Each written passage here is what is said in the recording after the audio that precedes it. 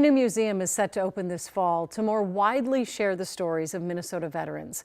Stories being brought to life by a Minnesota sculptor.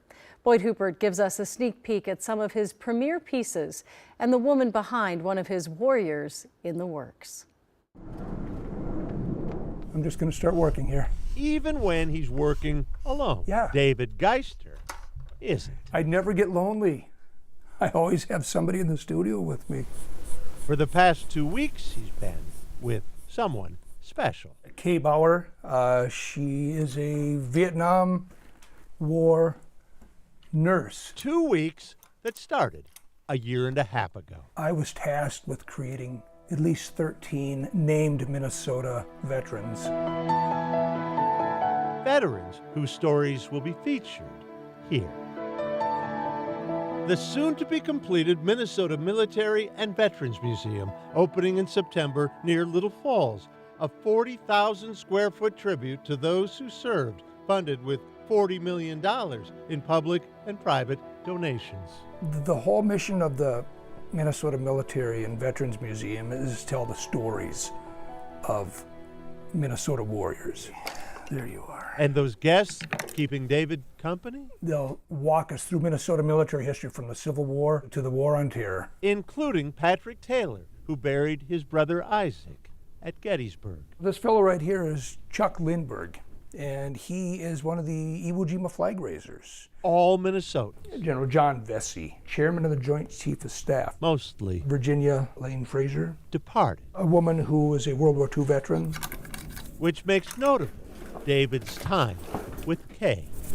I'm the short one. From her early days in the smallest men's uniform they had. Then they hand you an M14 and I fell over. The Navy nurse moved on to spend a year This is me. in a primitive South Vietnam hospital. She has the most delightful smile. If I was looking up, wounded on a gurney or something, and you'd see this face peer down at you, looking into those eyes and thinking, I think it's going to be okay, I think I'm going to be all right. David has a soft spot for those who care for warriors.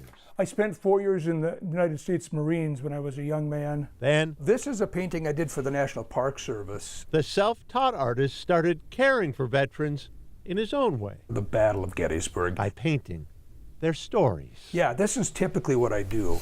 These sculpting skills are new for David, honed specifically for this project. It makes me a little nervous because Kay is going to be able to look at this. With the permission of the artist, Can I show you something? Yes, sir. we decided to give Kay This isn't done yet. a preview. Oh, for heaven's sakes. Look at that. Oh, can you believe that? I am, oh my goodness gracious. The 89-year-old has told none of her friends about this, I'm just afraid to tell them. in case you didn't love her enough That would be bragging. already. You can't do that. I'm really looking forward to painting her eyes. For David and Kay and the rest of his company, another mission. This is without a doubt the most meaningful project I've ever worked on. Boyd Hoopert, I have to heat up KARE 11 News, the clay a little bit. Minneapolis. If you'd like to learn more about the new Minnesota Military and Veterans Museum, you'll find a link with this story at kare11.com. By the way, you may have seen David Geister's work in another format. He created the illustrations for all 5 children's books authored by Vikings Hall of Famer and former Minnesota Supreme Court Justice Alan Page. David says he'll be starting work later this year on a 6th. What a talent. Oh, that's so moving. Yeah, absolutely.